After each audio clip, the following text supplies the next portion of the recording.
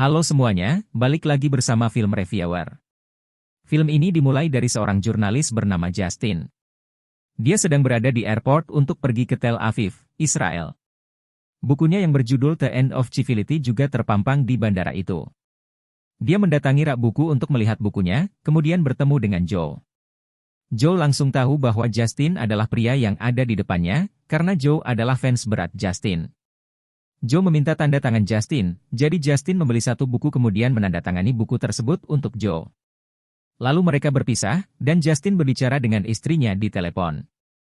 Istrinya sudah kangen dengan Justin karena dia akan sendirian, tetapi Justin berkata kalau dia melihat sesuatu yang luar biasa sehingga dia harus melakukan perjalanan ini untuk mencari petunjuk lebih lanjut.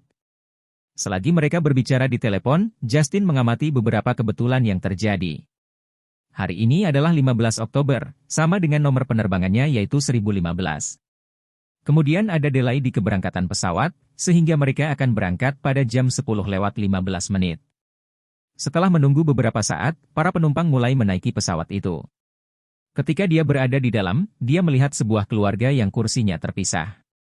Justin menawarkan kursinya agar keluarga tersebut dapat bersama sepanjang perjalanan. Di tempat duduk yang baru, dia bertemu lagi dengan Joe.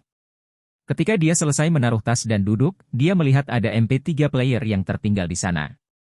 Dia mendengarkan isi dari player itu, yang merupakan sebuah podcast yang berjudul Misteri Tragis dari Penerbangan 1015. Ternyata isi podcast itu menceritakan tentang penerbangan ini. Podcast itu berkata kalau dalam beberapa jam, pesawat ini akan hilang dan tidak dapat ditemukan. Mendengar podcast ini, Justin menjadi gugup. Dia juga mengatakan kalau pilot pesawat ini adalah donor, sama seperti pilot yang sedang mengendarai pesawat itu. Justin menawarkan penumpang di sebelahnya untuk mendengar podcast ini, tetapi dia malah marah kepada Justin dan meminta untuk pindah tempat duduk. Sehingga Justin tetap mendengarkan podcast itu sendirian. Podcast tersebut berkata kalau pesawat akan menabrak burung pada jam 10:21.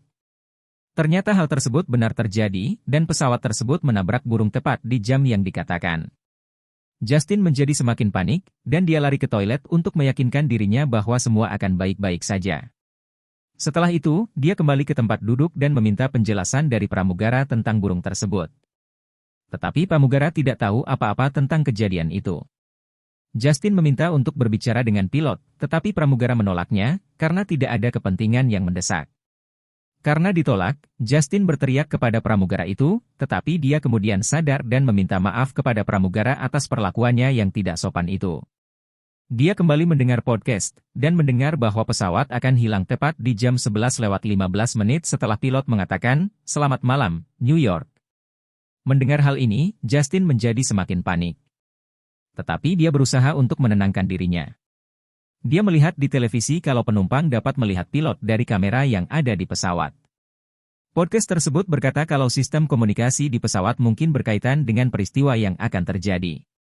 Perhatian Justin kemudian teralihkan oleh dua orang yang sedang menggunakan handphonenya. Justin meminta mereka untuk mematikan handphone itu. Podcast itu bahkan meramalkan tindakan Justin yang rasis, tetapi kedua penumpang itu meyakinkan Justin kalau handphonenya berada dalam mode airplane. Hal ini membuat Justin geram sehingga mereka terlibat argumen, hingga pramugara datang dan menyuruh Justin untuk kembali ke kursinya. Justin kemudian kembali mendengarkan podcast. Dia mendengar ada seorang pria bernama Igor yang akan bersaksi di pengadilan melawan mafia Rusia. Justin kemudian berpikir kalau pesawat ini mungkin telah disabotase untuk jatuh. Tetapi dia juga menyadari kalau pastinya ada polisi yang ikut di dalam pesawat itu. Berdasarkan informasi yang ada, Justin kembali mendatangi pramugari untuk meminta bertemu dengan pilot. Akan tetapi pramugari tetap menolak dan meminta Justin untuk tetap diam di kursinya.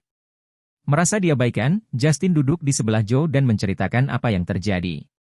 Ternyata Joe juga seorang pilot, dan mengatakan kalau Justin sebaiknya mencari isi tas dari orang Rusia tersebut. Lalu Justin pergi ke kursi Igor dan mengendap-endap untuk mengambil tasnya. Penumpang lain melihat tingkah Justin, tetapi Justin tidak peduli.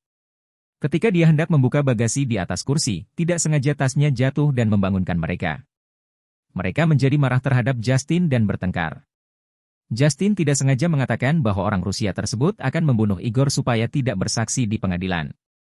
Karena kekacauan itu, pilot donor akhirnya keluar dari kokpit dan menemui mereka. Dia meminta Justin untuk kembali ke kursi dan berhenti membuat kekacauan. Penumpang lainnya mulai merekam kejadian itu dengan handphone mereka, sehingga Justin terpaksa kembali supaya tidak menarik perhatian. Lalu dia mendengar podcast itu kembali. Kemudian podcast itu memberitahu bahwa Justin adalah pelaku utama yang membuat pesawat itu menjadi hilang. Dia bahkan mendengar rekaman Justin dengan orang Rusia itu, padahal hal tersebut baru saja terjadi. Sebelum Justin bisa bertindak, pilot Donner memanggilnya dan memperingatnya tentang tindakannya. Tetapi Justin tidak peduli dan meminta pilot untuk tidak mengatakan kalimat, "Selamat malam, New York." Hal ini membuat pilot menjadi yakin kalau Justin adalah orang gila. Sesaat kemudian, polisi bandara mengungkap dirinya dan menahan Justin karena mengganggu keamanan pesawat. Justin sekarang duduk di sebelah polisi bandara, dan mereka akan menyiapkan psikiater untuk Justin. Tetapi Justin berkata kalau dia tidak gila, dan menceritakan apa yang dia dengar kepada polisi bandara itu.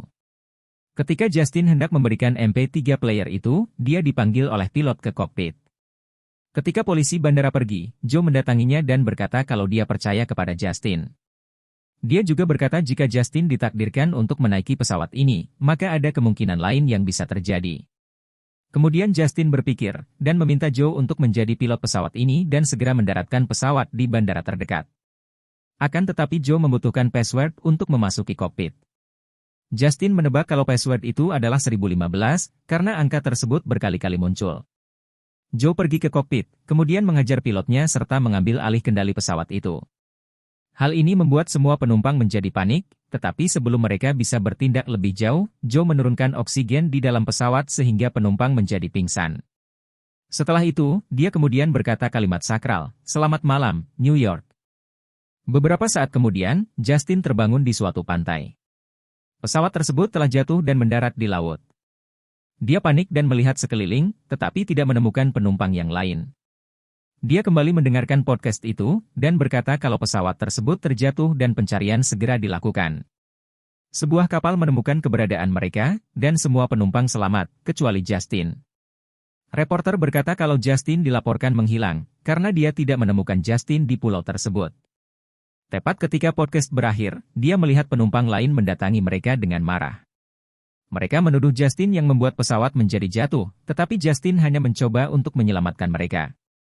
Mereka tidak mau mendengar, dan akhirnya mengeroyok Justin hingga mati.